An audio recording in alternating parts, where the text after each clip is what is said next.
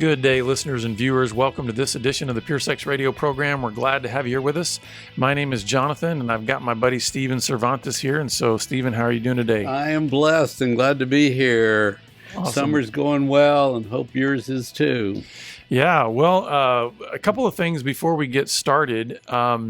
We actually had a neat message that was sent to us by a couple in Birmingham there you go. who actually said that we know your name, but we don't mention names. We don't mention names, but I think this couple from Birmingham will know who they are. We got a neat little message from them that said that our podcast actually made, as they put it, the top 3 best recovery resources for them in their marriage and in their life. You're looking at top three producers, spokesmen, recovery, insight, growth, the top 3. Thank you for Birmingham for rating us that way. Yeah, so shout out to Birmingham, Alabama. There you go. And we're grateful for that, and we love getting notes like that. And glory to God, but we can still smile and puff up a little bit and feel like we're doing something useful. Amen. And just so you know, listeners, we are a listener-supported program, so the way you are hearing us or seeing us is because we've just had incredible supporters come alongside and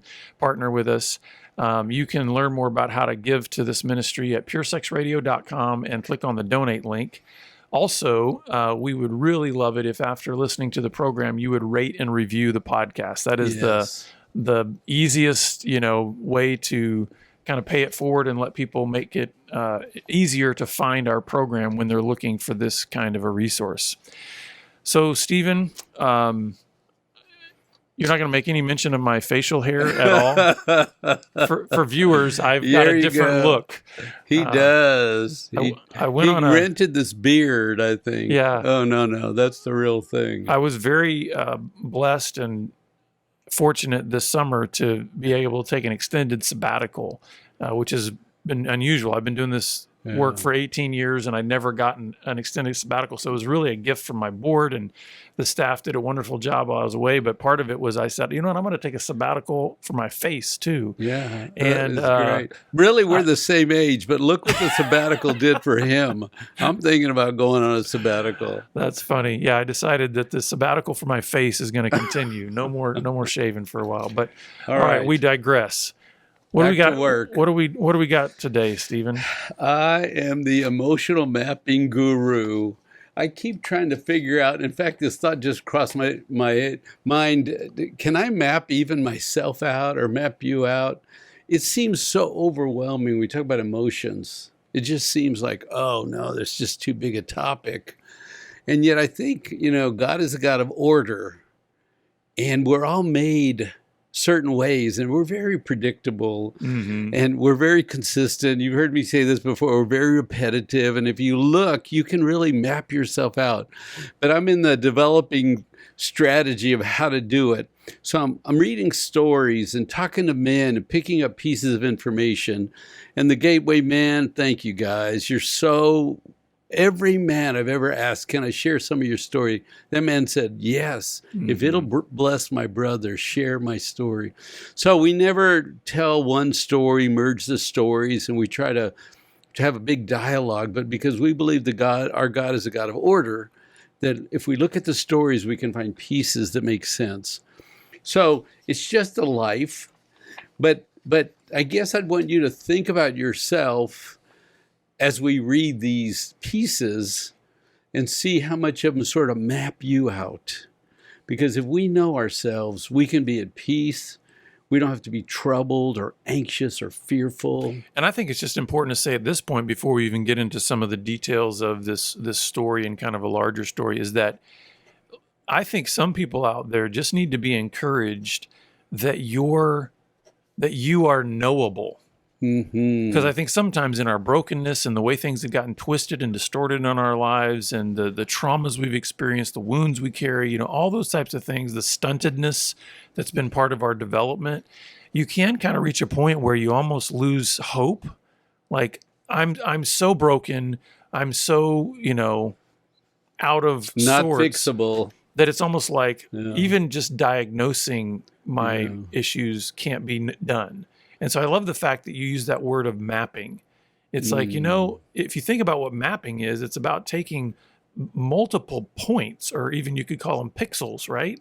And then saying, as we connect all of these points, you start to get a picture. Yeah. You start to get some bearings of what's actually, what are you actually looking at? Yeah. And I love the fact that if we can start with one point, we can look at another point and start putting these things together. So, and the other thing is, add your sexuality and the confusion of that on top of your emotional system. That it's amazing, right? People and you see guys who recover for years, and they're just trying to set boundaries and do accountability, and do it years, but they don't get the emotional growth, right? Yeah. And so all the first run stuff of a boundaries accountability group, all that's great stuff. But after a while, you have to go dig deep. And so that's why we try to tell the deeper stories of the deeper battles that we face. So this guy says, I was raised in a rough neighborhood. And we all have a sense of what that is, where it's when it gets dark, it's a little scary. And he says, the boys in my neighborhood were rough kids, and they would beat you up if they thought you were a sissy. That's like the scariest thing for a boy to be called. You sissy, you weenie, you're not a man, you loser, right? Because if weakness falls on you, then the group, can prey on you. Any thoughts? Yeah. Well, just that group dynamics is so powerful anyway, right? Especially think about when you're a kid. The thing you almost long for more than anything is like to be part of a group, like to be on the inside, to belong, right? Right. And you don't want to show anything that could possibly get you to be put on the outside, or certainly not to be the one that's everybody else is against, So I have this story just popped in my head. When I was in school, there was a couple of brothers, and they were rough kids. And if you cross paths with them, there's going to be a tussle here, And I'm kind of a small guy and not sure of myself growing up. You know how that goes. And the hardened kids are pretty hardened. I thought, how am I going to make it? And there was this other kid, and he failed 2 or 3 years. He was the oldest kid. We were 10. He was 14 in our class, Wow. And he was a big guy. His name is Richard. So I said, I'll just be Richard's friend. And so if the thugs want to bother me, I'll just say, I know Richard, okay? He will pound you into the ground. Yeah. But it's like, what was your strategy? Every kid had to have a strategy. How am I going to survive growing up? It's rough. Yeah. Any thoughts in your mind? Well, that gets to, we've talked in other podcasts, and we talk about it at the workshop some about how you adopt a role. Yes. Right. And so some people end up becoming the clown, or some people become the hero. Some people become, we've talked about the lost boy, right? That just doesn't say anything, just stay quiet, just stay lost. And so I think that's where a lot of those roles get adopted, is in those group dynamics of, I want to belong. And if I do the wrong thing here, I'm going to be out. And in some of these neighborhoods, I want to survive. Exactly. Yeah. Right. So he says, my home was not emotional. So that means poor emotional training, and emotions were actually not a good thing. Sometimes in an alcoholic family, they'll say, don't talk, don't think, don't feel, don't want, don't need, because I don't care about any of that. And that's all emotional stuff. Don't tell me what's going on with you, because I'm hanging on to my own life by a thread. Why? Just keep it all to yourself. So the emotional health growing up is related to the adults and their language and the ability to go back and forth and express words. So he says, because it was so difficult and there was no emotional growth, he said, I just decided to become a loner. I'll just survive alone. Yeah. Well, we know that that's a solution, right? Right. Again, I think our basic instinct is survival. And I think, and correct me if I'm wrong here, but I don't think that's merely something that is an instinct of ours related only to our physical state, right? Keep going. In other words, the instinct to survive is just Right. like, hey, don't step out in front of a bus, or don't jump off a cliff, or don't. I think because we are also made as emotional beings, made to connect and be relational, we have almost a survival instinct there as well, right? Which is saying, Yeah. in order for me to, you know, survive as a person in this family or in this neighborhood or in this community, Yeah. I've even got to have that survival instinct apply to my emotional. And what his solution was for me to survive in this community, it's better that I'm not connected too closely to anyone. Yeah. I mean, Yeah. it's and just pull back and survive. it's a poor solution, right? But it's still a Right. solution of that. This is my best thinking in terms of how I think I can survive. Do it alone. So you have to figure out what you can do and how to fit in. And you alluded to roles and surviving. He said, I needed a way to feel loved. You know, and I've been thinking about this. We all want to be loved. And we all want to belong somewhere, Mm-hmm. right? Because if you're loved by another person, that's nice. But if you have a little group of people where you can go and participate, that just makes life good. Yeah. So he said, I decided I would be good at two roles. I'd be really good at being a religious person. And he explains why in a minute. And he said, I would also get really good at getting the attention of girls. Mm-hmm. Smile at them, talk to them, you know, lift them up, encourage them, be kind. Because remember, the guys are mean. So where does this guy go? Girls, you know, that smile and laugh at your jokes and you know, like the attention of men. And even though these are boys, you talk to another human being, they tend to light up. Mm-hmm. Well, if the guys aren't going to beat you up, then you go to the girls that'll light up. You know, it sort of makes sense, and go to church. Yeah. You sure this is not my story? I mean, because those are my solutions too. Oh. You know, build this really strong image of the good Christian guy and be the really warm, inviting, nice guy for the girls. And so that was a comfortable place to live. Now, what that unfortunately meant, and I think this is what even this guy experienced, is you really don't learn how to make strong friendships with other men or other boys. Right. So it's almost like a whole part of your experience of life that's really necessary and important. I think we are meant to have strong same-sex friendships and things like that. Yeah. It's like that whole part of his life is now empty, which is, I think, a little bit of where some of the emotional stuntedness will end up going is like, listen, if you're a loner and your solution is be super religious and, you know, gain the attention of girls, there's going to be a shallow outcome. Right. And now a place to belong.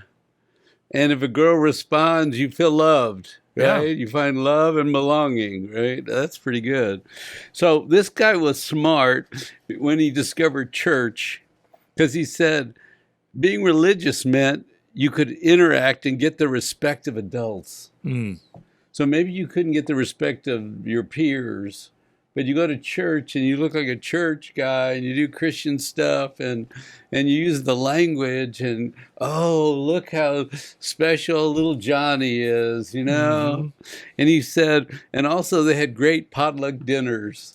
Of course, He free said food, sometimes right? food was cold or weak at our house, but we knew on Sundays there were lots of potluck dinners. And so he said, I worked really hard to find church answers. Mm-hmm. You know, and you know, my joke is, if you go to church and they say this thing it's got a big tail and it likes nuts and it has front teeth, what is it? You raise your hand and say Jesus, because everything in church is Jesus. Yeah. You don't say a squirrel. You know, all the answers are love Jesus, right? So, okay, that's my dumb joke. But you know, you can see a kid that would just learn to say the right things. Exactly, you know? yeah. And he said, I had a place to belong at this church. It gave me a place where the world was not safe. I could go over here, be around these adults. And I learned and I grew in my faith. And I want to be a Christian. I am a Christian. But this other side also developed. Mm-hmm. What are you thinking? Yeah, we talk about this a lot in the workshop too, about that image building, right?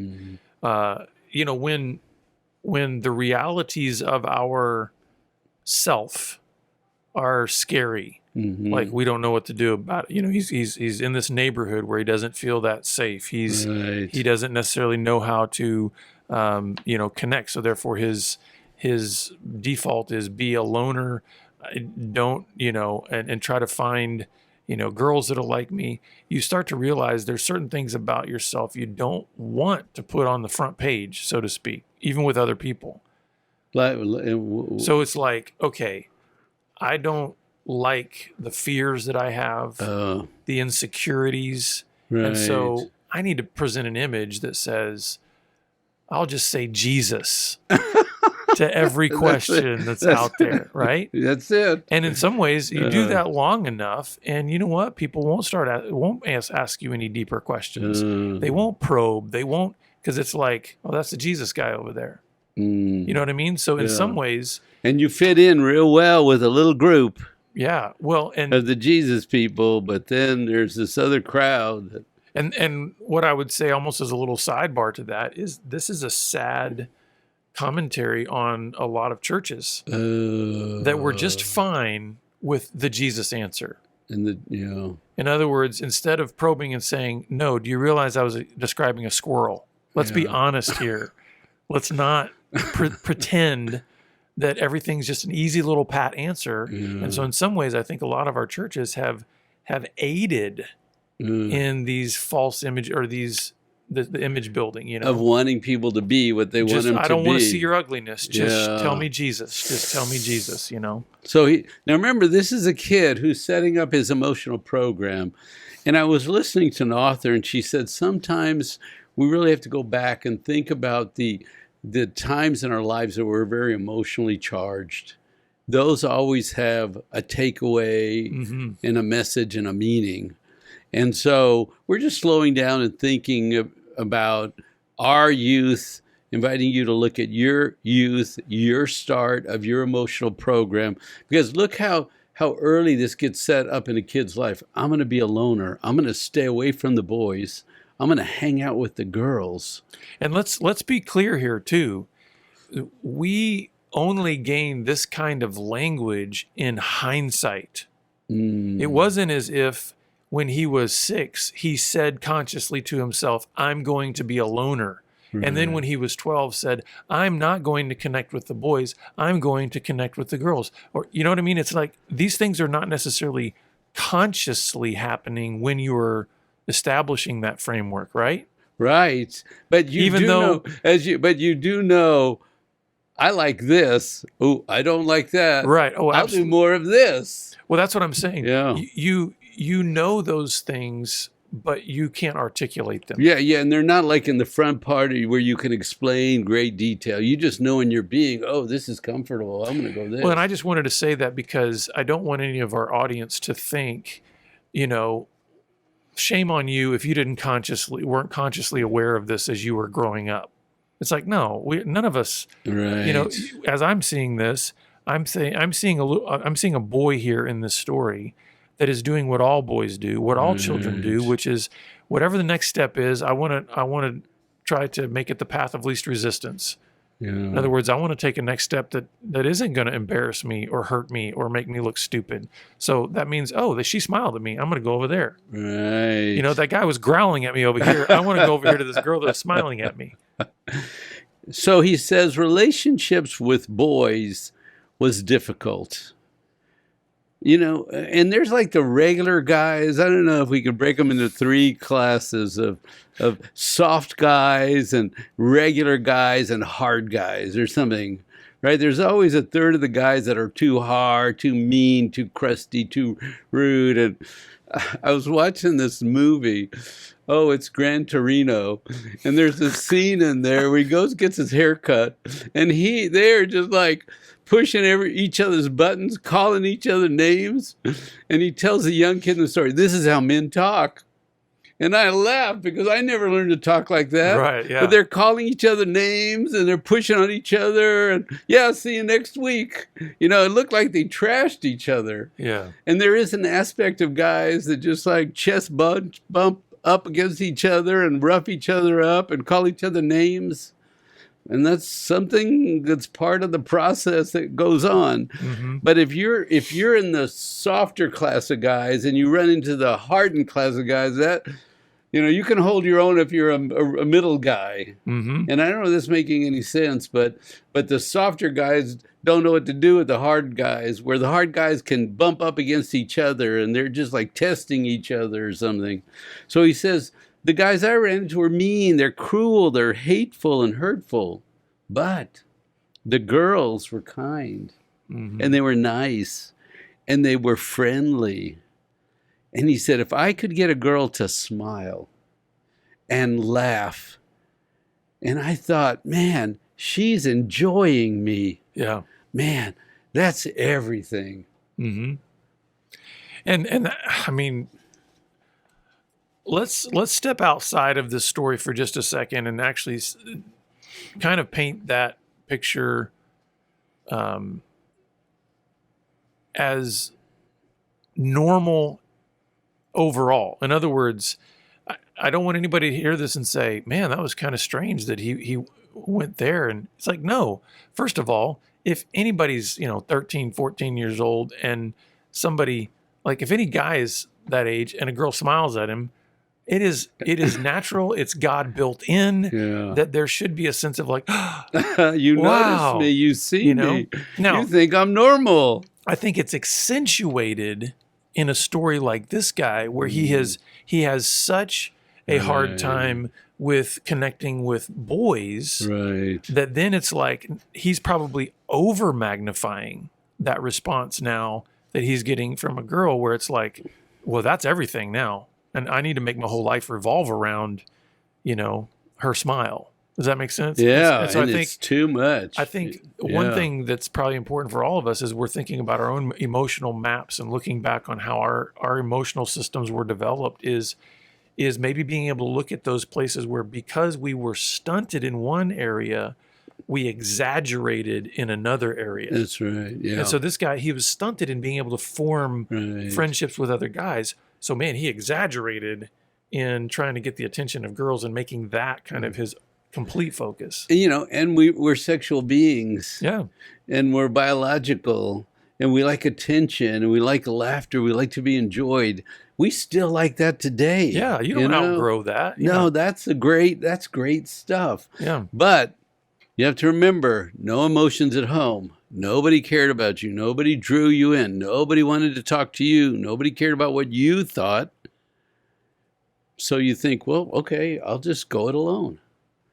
So he says, I've never been connected to other guys. It was too difficult.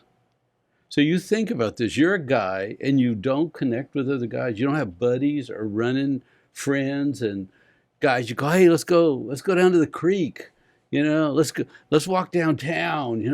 Let's do something. Mm-hmm. Let's go walk in the woods, or let's get our bikes and take, a buddy, friends, a little gang of guys. No, I got no good connecting skills. My words are a struggle. My emotions are a struggle. And you know what? As I reflect back as an adult, that really hasn't changed, even in adulthood. Mm-hmm. It got set up in childhood. Yeah. And I still am not good at these very skills that I need. Which is why I think, we get a lot of guys that then when they come to the workshop, take this guy. So, loner became such an identifying term or role for him. Well, that became, if I could put it this way, kind of a comfortable position to be in, right? Even if it was, and when I say comfortable, maybe the better word is that became the familiar position for him to be in. I'm not saying it's always comfortable, but it's kind of like, hey, that's what I know. That's kind of where I feel, quote unquote, safe. Yep. And so what ends up happening is, you're exactly right. When that pattern gets established when you're young, if there's not anything intentionally done to try to alter that pattern, it's only going to grow and get over time, larger over time. Yeah. So it's like if you were a little bit of a loner in high school, when you're 50, you're a massive loner, you know. That's right. If And- you didn't work on it, if you didn't change anything, that's Yeah. exactly right. You still believe the same fears you had as a child, right? You haven't broken into new territory. So he says, I never developed deep personal relationships with other men. Because remember, you run with guys a lot in youth, but you're not close to anyone. You're always the loner. And so what do you think? It's just what you said. The pattern continues over time. You practice hiding better. Loners stand back. They hide. They're in the background. They disconnect. Loners. But they need a way to connect. And remember what he told us earlier. He said, growing up, I needed a way to fit in. And being connected at church and being recognized by females was all I needed. And I knew that meant I was okay. Mm-hmm. If people at church liked me, now I'm bringing on my religious side, but I'm still a loner, really. But I'm selling my religiosity, but I still have this growing thing of being attracted to females, enjoying females, and liking a smile, and liking a smell, and liking getting close, and stealing a look. Mm-hmm. So what do we do, Steve? This is where you say something else. Well, I'm ready to help this guy. You know, we gotta, and I think some of our audience is probably like, yeah, I'm starting to see some of these patterns in my own history. How do we, you know, I think everybody's looking for a sense of like, does this guy have a friend now? Like, how do you break that loner role? How do you begin to is this the time left right here? Okay. Shift. So I'm closed. I'm not developed well. I'm very religious, and I've become hypersexual, if I could use that, oversexual. I'm not happy. I'm very religious. I told myself I don't need emotions or friendships. I live alone. Everybody at church loves me, and I still have sexual fantasy thoughts about females that control me. Hey, you're the guy that does the intensive weekends. Why are you asking me to answer this? This is a softball I'm throwing your way. So let me actually point something out that I think is that gets overlooked a lot of times when people are trying to figure out how to change something that they start to realize is broken in their emotional system or whatever. Is that list that you just wrote down of all of these self-aware thoughts? Hey, I'm closed. My whole self has never been completely developed. I'm unhappy without. That is huge in terms of a first and enormous step towards actually changing those patterns. Because what did we say earlier? When those patterns are being developed in childhood, you don't have the same ability to articulate them or to be able to recognize them when you are establishing them. Mm. This guy being able to take the time to come to a weekend workshop, to sit with a counselor, to be able to have questions asked of him that draws him out to where now he can start to put language to those things that are part of that pattern. Mm-hmm. That's like, that's 90%. That's it. Of the shift. And go to a men's identify group, it. Yeah. Right? Find some church men that are going to be honest, not image. Because now what happens when this guy steps into, let's say, a men's Bible study, and he recognizes, I am drifting towards the wall. No. It's like, wait a second. I'm not identified by being a loner anymore. Mm. I am a beloved child of God. Amen. I can step in. I can have a conversation. I can take some risks. I can share some of my story. And I'm going to talk to one man and ask some deep connect. questions. Yeah. That's right. Absolutely. And so just by sort of diagnosing this and putting language to it, he's now already better equipped when he's put in these situations where he wants to default back to, I want to be alone or I want to be disconnected. So I think that's part of why we call it emotional mapping, because learn yourself and what are the key pieces. If you identify as a loner, that's going to be a problem. If you get over-sexualized, that's going to be a problem. If you become over-church imaged, that's going to be a problem. If you don't connect to anybody, that's going to be a problem, right? And if you can see that this all started early, and I know it's my weaknesses, then we get on our knees and we cry out, Abba, help us. This is a mess. This isn't working. And we learn some better spiritual truths. Well, this has been good. And listeners, I hope this has helped you to even kind of think about your own history, your own emotional map. And we'd love to be able to help you take maybe some next steps on that journey. So please reach out to us. And we'd love to help you. And we're glad you've been with us. And we look forward to seeing you back here again next time on the Pure Sex Radio program. God bless. Take care.